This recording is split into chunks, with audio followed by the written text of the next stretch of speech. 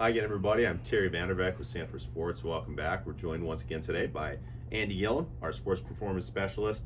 Andy, this is a very interesting time in college athletics. First and foremost, a lot of joy, a lot of fun being had. You've got fall sports, winter sports, spring sports, all happening after a lot of people, both athletes and coaches, waited a long time for this to happen. So certainly we want to wish everyone well. Hope you're enjoying it. At the same time, it's going to come to an end either with your season and or the school year. And because of the COVID-19 pandemic, and there's going to be sort of a log jam, really sort of college athletes, and that is that you've got your incoming recruits who've already been not only verbally committed but signed and are they're on their way next year. And at the same time, in almost every scenario, the current college athletes are not being charged per se in terms of eligibility this year. And so we're sort of here to sort of talk about that today and the issues that it's going to be coming up for both the coaches who maybe have some tough decisions to make, some obligations to, again, incoming or current student athletes, as well as for the athletes themselves who have decisions to make in terms of, do I want to use that extra eligibility? Am I ready to move on with life? And maybe how do I make that decision? So let's start today, Andy, with the student athletes. There's a lot of ways. Certainly we see it. Some kids are just, they're going to make their decision naturally. Maybe they're tired. Maybe they're not playing a lot. Maybe they've got a job offer. Maybe they're ready to move somewhere else and just start the next chapter in their life. There'll be a fair amount of that, certainly. And those kids will do just fine, and they probably know what they want to do, I think, deep down. But a lot of kids, it's a tougher decision. Again, maybe I prolong my schooling. Maybe I go to grad school. I really like being a college student athlete. So maybe I want it to be the best 6 years of my life instead of 5. But some of those kids maybe aren't going to have those decisions to make entirely on their own. Walk us through that. How, if you were a student athlete right now, how should they be processing sort of what's ahead in the next month to 2 months in terms of those decisions happening? Sure. So the biggest two things I see off the bat are athlete identity. We get our personal identity tied into being an athlete, and just understand the years here, right? We've aged a little bit longer, so we've seen our time as an athlete diminish as a percentage of our life.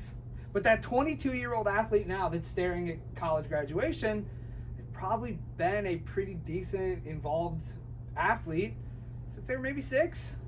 So doing math on screen is always a problem, but 22 minus 6. I think it's 16. There it is. So for 16 years. We'll check that with IT. But there it is. So for 16 years, these athletes have had their identity tied to being an athlete. Now all of a sudden that's going to be taken away, and that gets to the second part here, control. So a lot of times your college eligibility ends and it's done. There's no hard conversation to be had. There's no option because it's gone. It's done. Yes, okay, graduate school or medical redshirt or some other exception. Sure. But for the most people, you knew when you signed up you had this much time and then it was going to be over. Now, because the NCAA says, oh wait, you can get another year, that illusion of control is there. And I think that's really what's going to irk some people, is the idea that I think I get to come back. And then we might have a really challenging conversation with the coach. So for the athlete, what I really encourage you to do is think about, have you gotten all that you can out of your college experience? Are you ready to move on? Do you have a degree? Do you have an internship? Do you have a job? Are you knowing where you want to go next? And think about that piece of moving on in your life. Sure. Some of the kids, again, may not be given much of a choice, as you said. Some, though, maybe it's the all-conference player and coaches are going, hey, good news, you get to come back again. And some of those student athletes are going to have to let coach down, maybe as they feel it, to go, you know what, though, coach, I'm good. I've got an internship lined up, and my body's a little sore, and I'm not going to play professionally. So that's a hard conversation, though. You love your coach in a lot of cases, and you now have to sort of tell them thanks, but no thanks. What are your thoughts on sort of that experience, and I guess maybe the courage or approach that requires to handle that successfully too?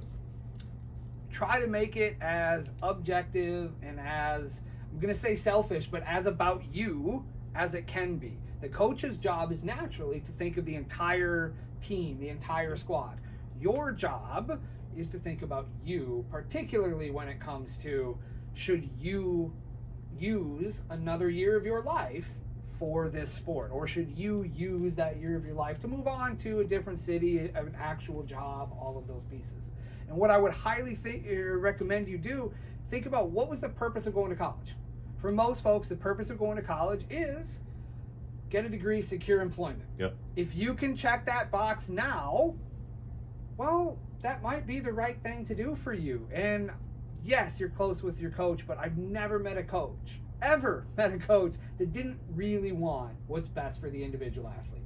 Yeah, we want the best team, yeah, but the coach really wants, it's why most coaches get into coaching, to help people and see them grow and see them move on. So yes, tough conversations ahead for some, but really try to be a little bit more concerned with what you need out of this next year of your life. Sure. And again, we bring this up not to scare anybody or project offers or non-offers to people, but again, just that you're in the season right now, you're probably not thinking about, but unfortunately, you're going to need to start thinking about awareness. This. So yeah, absolutely. Just awareness. Yep, absolutely. So a lot of things ahead. We wish all of you the best in those conversations. And again, you can always reach out to Andy if you have questions about sort of how to process this or how to go about making these tough decisions. Andy, thank you as always. We'll be back again another time to talk about sort of this from the coach's POV.